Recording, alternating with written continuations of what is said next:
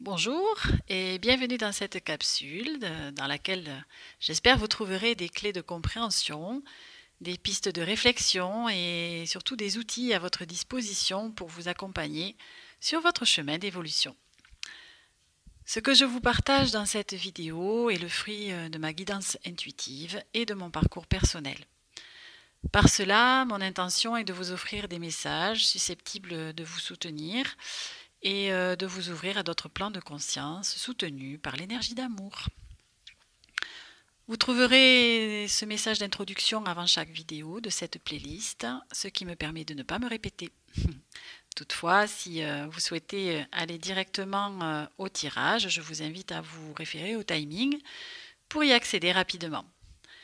Et puis pour finir, sentez-vous libre de liker et partager cette vidéo afin qu'elle puisse bénéficier à d'autres personnes. Et pour ma part, je me ferai une joie de lire vos commentaires et de communiquer avec vous à ce sujet.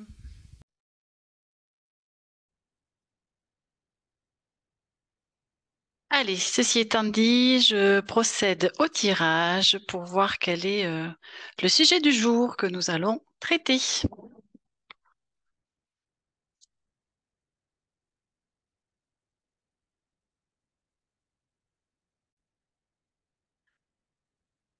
Alors, le thème d'aujourd'hui est en lien avec l'équilibre. Je vous montre la carte. L'équilibre qui nous dit: ne forcez rien, l'équilibre se fera en vous au moment opportun. Vivez chaque expérience avec passion, avec patience, dans un but d'évolution et d'épanouissement. La stabilité se met en place pas à pas. Votre chemin évolutif vous aide à cela et construit cette harmonie. Cet équilibre apportera la paix dans votre cœur. Suivez le mouvement, ne retenez rien, restez dans la confiance, laissez les choses venir à vous. Donc l'équilibre, on peut l'entendre de différentes façons. C'est déjà comment trouver l'équilibre. Comment trouver l'équilibre en soi, entre nos différentes énergies, nos différentes polarités, masculines, féminines, nos différentes parts de nous. Euh, Comment ensuite rester en équilibre? On va dire que c'est aussi une autre facette de l'équilibre. Euh, donc il y a une notion évidemment de balance. Euh, Donc, c'est aussi comment préserver son équilibre une fois qu'on a réussi à le mettre en place. Alors, pour cela, il y a évidemment plusieurs façons. Alors, l'équilibre déjà en soi. Donc, cette carte nous donne aussi comme message de ne rien forcer. Moi, j'entends aussi par là de laisser en fait les énergies en libre circulation quelque part, si je puis dire, de ne rien retenir, de ne rien forcer, c'est-à-dire de ne pas être, d'éviter, en tout cas d'être dans le contrôle de, de ce que l'on souhaite voir venir ou par rapport à une situation, par rapport peut-être à certains comportements de personnes extérieures. Évidemment, le contrôle en lui-même n'apporte que de la tension en soi, en deux mots, hein. Euh, Disons que ça crée effectivement une certaine tension et donc cela bloque en fait les énergies et la libre circulation de ces énergies. Donc en cela, forcément, ça va créer un déséquilibre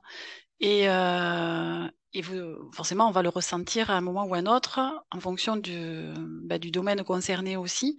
On va forcément voir les effets après dans la matière de ce blocage et de ce déséquilibre.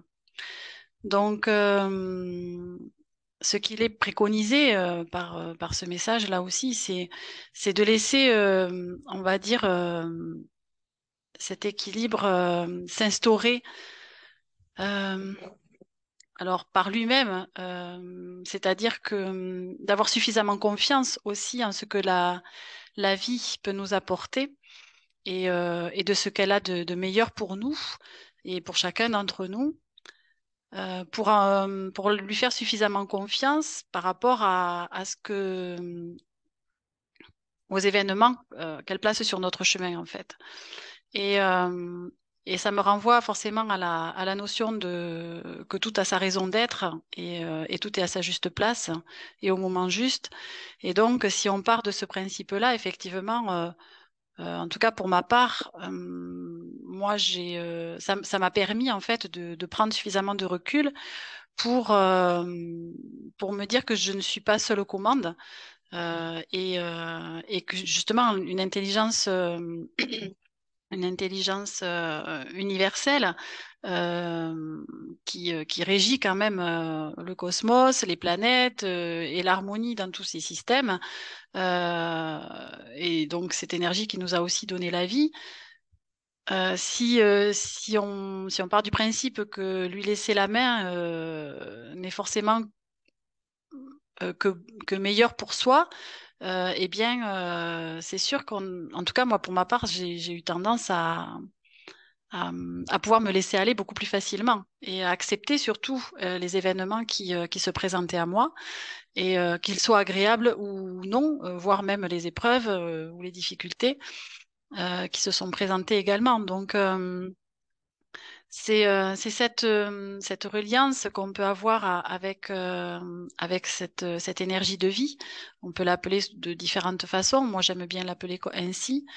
C'est comme si, en fait, on avait une invitation à coopérer avec cette énergie-là et non pas justement à, à se croire seul à, aux commandes de sa vie et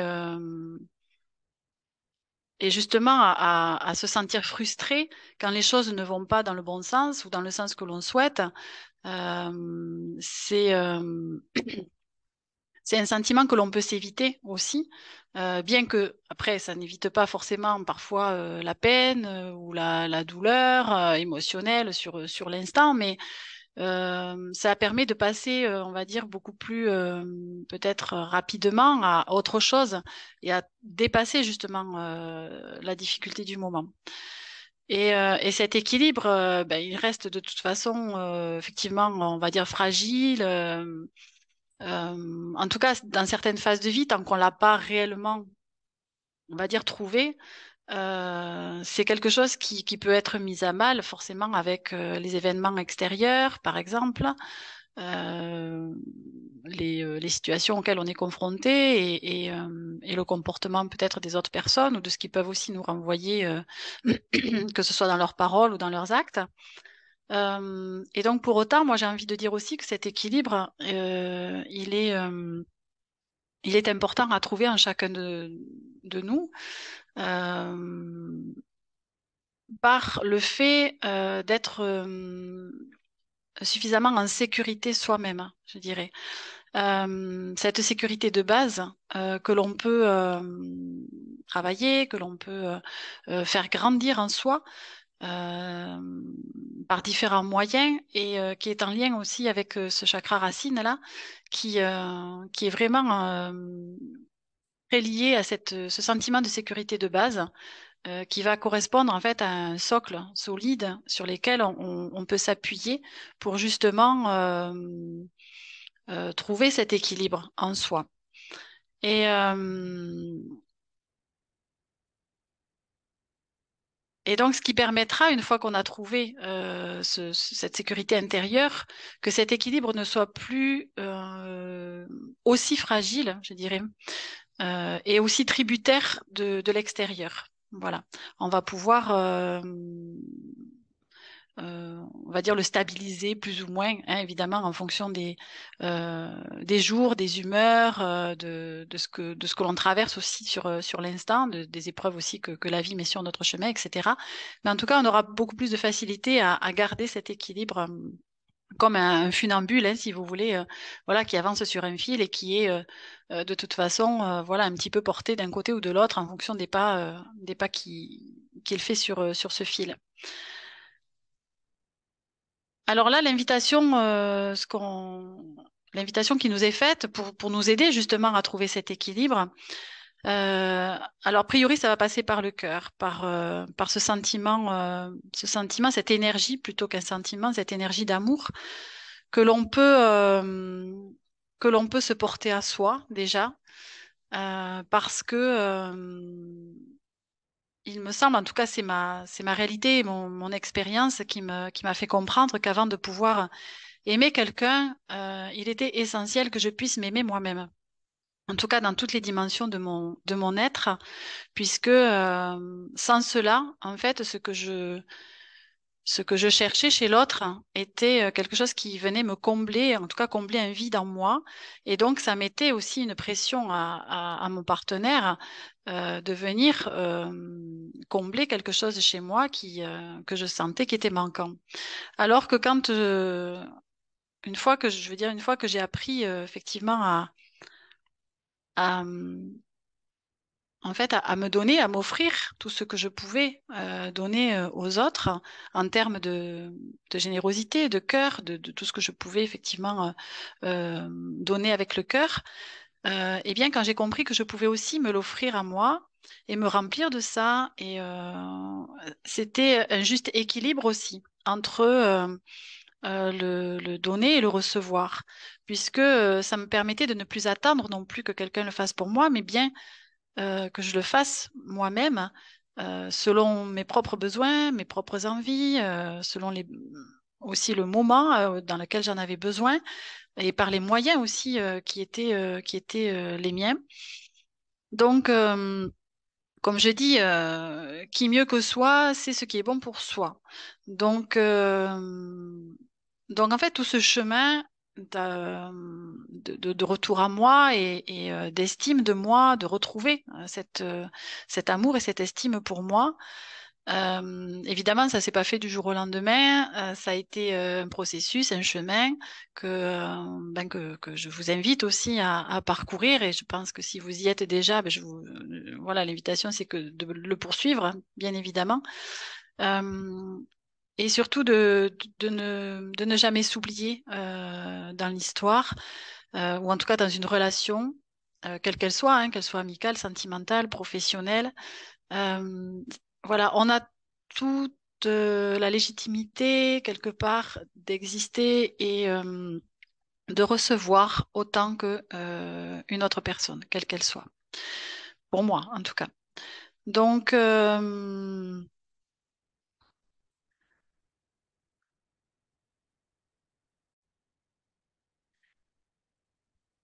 donc il y a le fait effectivement de s'octroyer voilà, l'amour que l'on peut porter à quelqu'un. Et cela va aussi passer par... on a le chakra du troisième œil qui est sorti. Donc cette faculté, je dirais quelque part, d'avoir cette intuition développée pour justement percevoir ce dont on a soi-même besoin, envie, pour se satisfaire soi-même et faire grandir en fait cette valeur que l'on peut se porter à soi, cette estime que l'on peut se porter. Et, et quelque chose, enfin, et ce qu'on va faire grandir en soi, euh, en fait, va nous remplir. Et ce que l'on va pouvoir offrir aux autres va émaner d'une part de nous qui ne sera pas dans le manque, mais bien dans le plein. Dans cette énergie d'abondance en fait, qui fait que presque ça déborde quelque part de soi. Et donc ce que l'on a à offrir est quelque chose de très bon, de très positif, de très équilibré pour le coup, puisque ça part directement du cœur et de cette abondance que l'on ressent, que l'on vit, que l'on est, que l'on incarne en fait à l'intérieur de soi. Et par rapport à ce signe de la Vierge qui est sorti, par rapport à cette énergie hein, du coup de ce signe de la Vierge, le défi qui est donné avec cette guidance-là, c'est justement de sortir de l'illusion que nous sommes moins que, par exemple, voilà, une autre personne, moins légitime qu'une autre personne à recevoir, que l'on n'est pas suffisamment compétent, que l'on n'est pas suffisamment digne, que, par exemple, vous voyez, toutes ces idées de sortir justement de cette illusion que nous ne sommes pas suffisants pour être dignes d'être aimés et d'aimer aussi, du coup, avec la même intensité. Euh, donc avec cela, ben, inutile de vous dire que le message de conclusion est quand même assez intense puisque nous avons le cœur sacré qui est sorti. Donc c'est quand même une carte puissante. Le cœur sacré qui nous dit que l'amour s'exprime à travers moi. Donc c'est vraiment pour moi on va dire un message de conclusion tout à fait cohérent avec le reste du tirage et qui vient magistralement conclure ce que je vous ai dit précédemment. Donc, par rapport à cette guidance, ce que j'ai envie de vous partager, euh, c'est euh, c'est ce soin que j'ai canalisé que vous allez retrouver dans mon livre, hein, donc Manifester la magie en soi, voilà, que vous allez retrouver dans mes différentes playlists et, euh, et qui est, alors attendez que je le retrouve.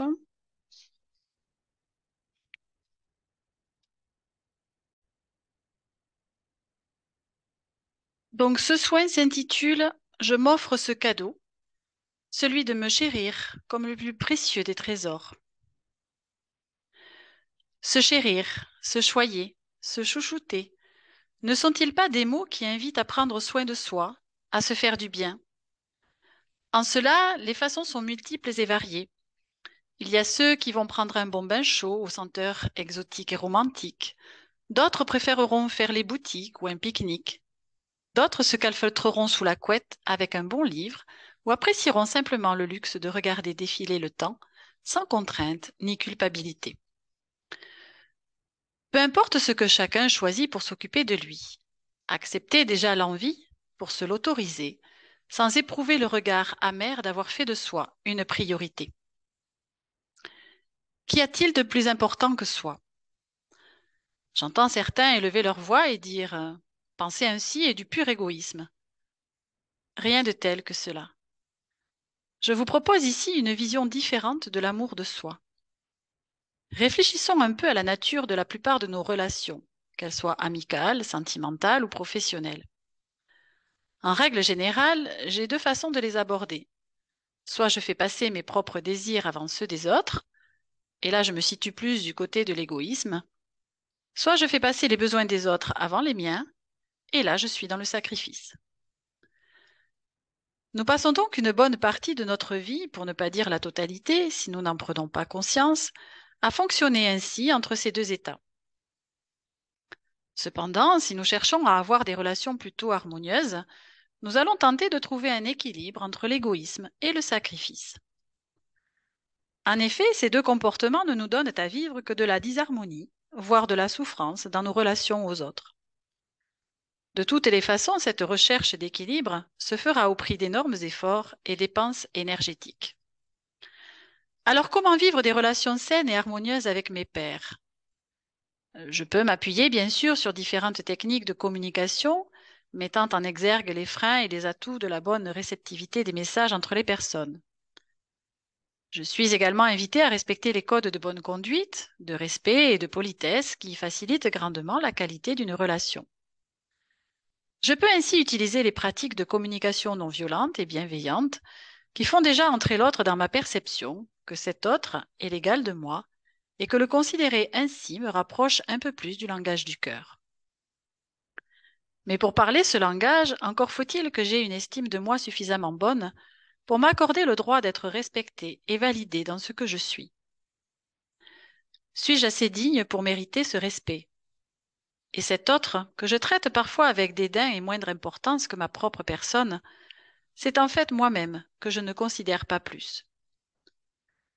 Par cela, je fais écho à l'amour de soi et je vous renvoie sur le thème de notre capacité à s'aimer. Car c'est bien de cela qu'il s'agit. Regagner en estime de soi et s'offrir le meilleur pour ensuite le déverser à l'extérieur de soi et le répandre sur les autres avec naturel et sans effort.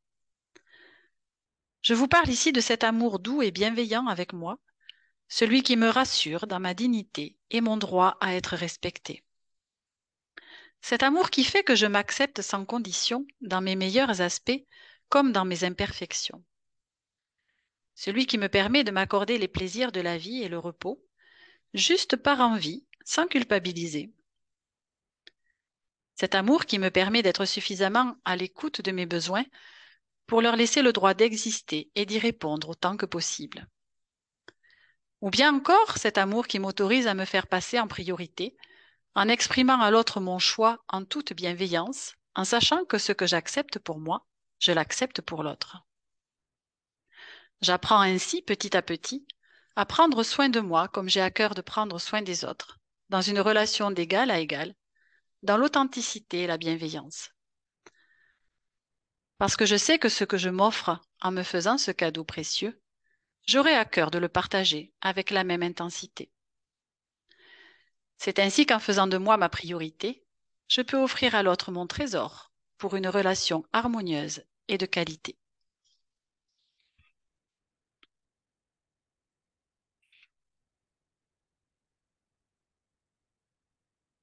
Eh bien, c'est sur ces mots que je vais donc terminer cette guidance.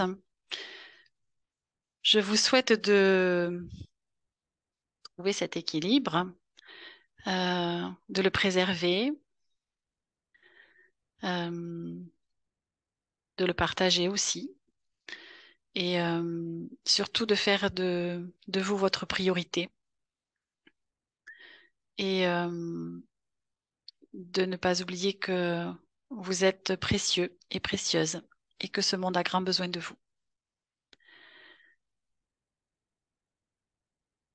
Donc, je vous souhaite une belle continuation et je vous dis à très bientôt pour d'autres messages. Au revoir.